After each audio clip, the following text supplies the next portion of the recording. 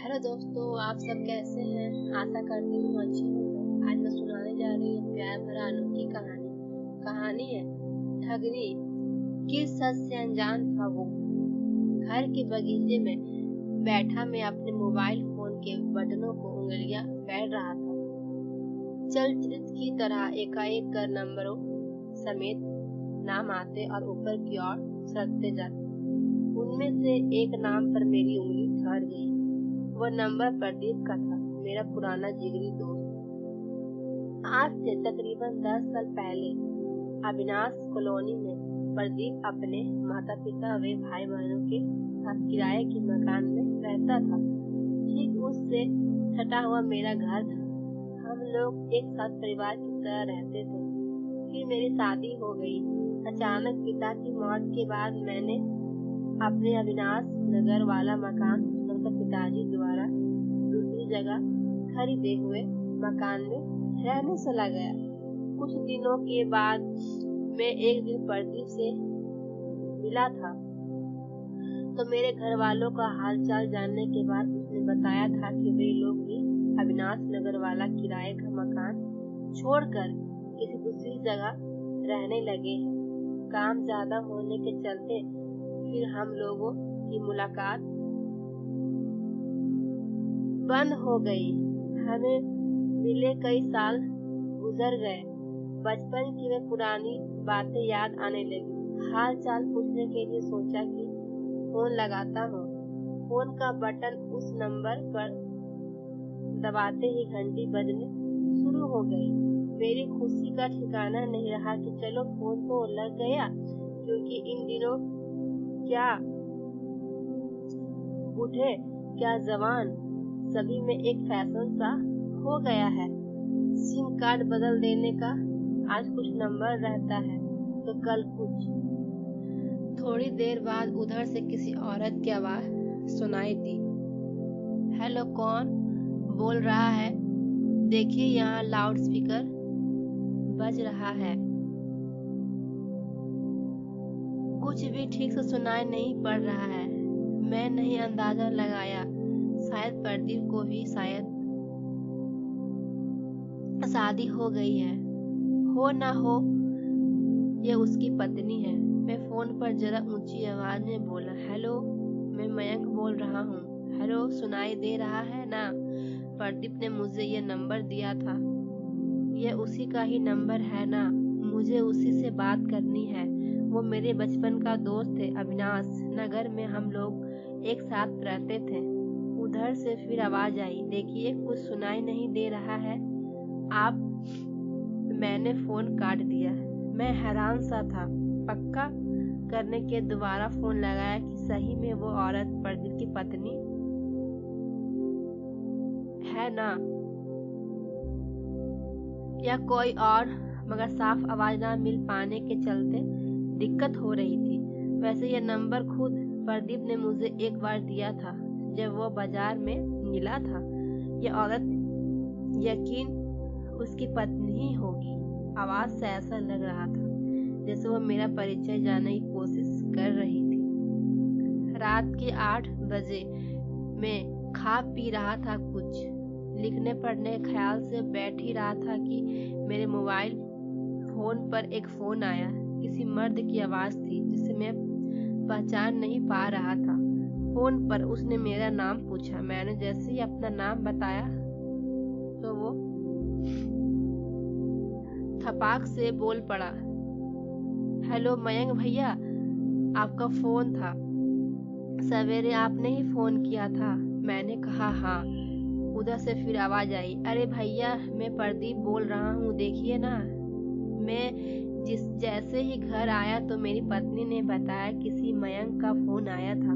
मैंने सोचा कि कौन हो सकता है। यही सोचते सोचते फोन लगा दिया। और भैया कैसे हैं?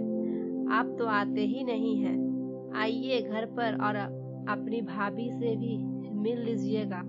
बहुत मजा आएगा मिलकर, सचमुच। एक बार आकर तो देखिए। मैंने कहा कि जरूर आऊंगा और फोन कट गया। बहुत दिनों से छोटी दोस्ती अचानक उफान मारने लगी। बहुत सारी बातें थी जो फोन पर नहीं हो सकती थी। बचपन के वो दिन जब हम प्रदीप के भाई बहनों के साथ उस घर में बैठकर खेलते थे। उसकी माँ मुझे बहुत मानती थी। मैं उन्हें काकी कहता था। एक बार वो बहुत बीमार पड़ गई थी। मैं अपने मामा की शादी में गांव चला गया था। वहां से महीने बाद आया तो पता चला कि काकी अस्पताल में भर्ती थी। उन्हें आईसीयू में रखा गया था। वह किसी को पहचान नहीं पा रही थी। आईसीयू से निकलते वक्त उनके सामने खड़ा था। जब सिस्टर ने पूछा कि आप इन्हें पहचानते हैं तो उन्होंने तुरंत मेरा नाम बता दिया था। उनके परिवार में खुशियां सा छा गई थी। बचपन के वह दिन चल चरित्र की तरह याद आ रहे थे।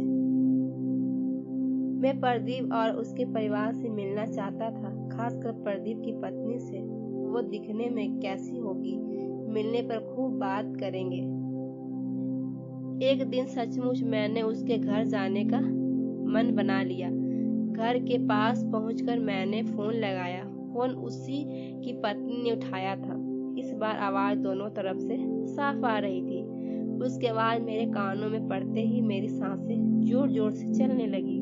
शरीर हल्का होने लगा। आवाज कांपने और हकलाने लगी। पानी गटकाने की जरूरत महसूस होने लगी। मैंने फोन पर अपने आप को ठीक करते हुए कहा, हेलो, मैं मयंक। उधर से प्रदीप की पत्नी ने आवाज आई, अरे आप? हाँ, पहचान गई। कहिए कैसे हैं? मेरे मुंह से आवाज निकलने का नाम ही नहीं ले रही थी। किसी तरह गले में थूक से थोड़ा गीला किया और कहा, हाँ, मैं मयंक इधर ही आया था एक दोस्त के घर। सोचा आया हुआ तो मिलता चलूं। आपको भी दिखना है कि कैसी लगती है। मैंने एक ही सांस में अपनी इच्छा जाहिर कर दी। उसने तुरंत कहा, हाँ, आप ठीक जगह पर है। मैदान के बगल में सड़क है जो नदी तक जाती है, उसी पर आगे बढ़िया सामने एक मकान दिखेगा। उसमें एक नारियल का पेड़ है। याद रखिएगा, आइएगा।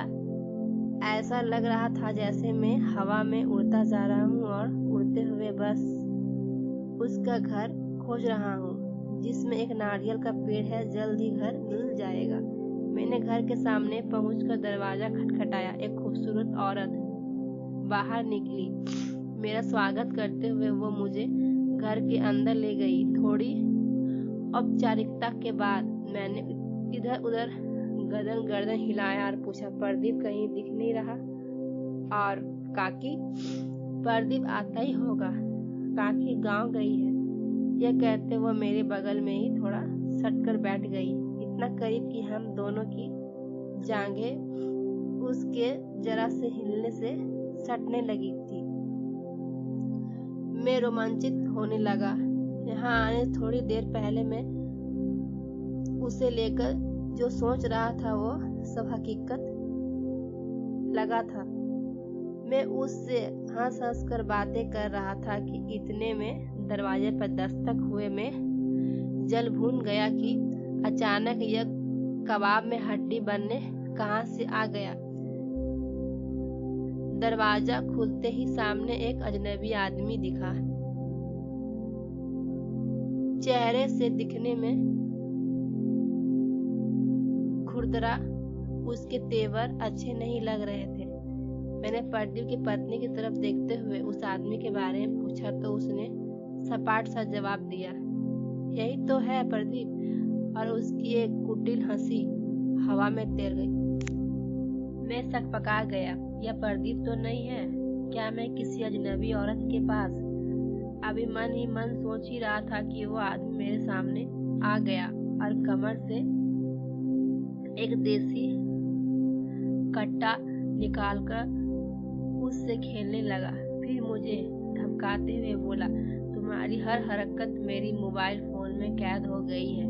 अब तुम्हारी भलाई इसी में है कि बदनामी से पीछा छुड़ाना चाहते हो तो तुम्हें 50,000 रुपये देने होंगे। तुम्हें कल तक के लिए मोहलत दी जाती है, वरना परसों ये तस्वीरें तुम्हारे घर के आसपास बंटवा दिए जाएगी। मुझे काटो तो खून नहीं, मैंने हिम्मत करके कहा, मगर यह तो प्रदीप का घर है और यह उसकी पत्नी है। वे दोनों एक साथ हंस पड़े।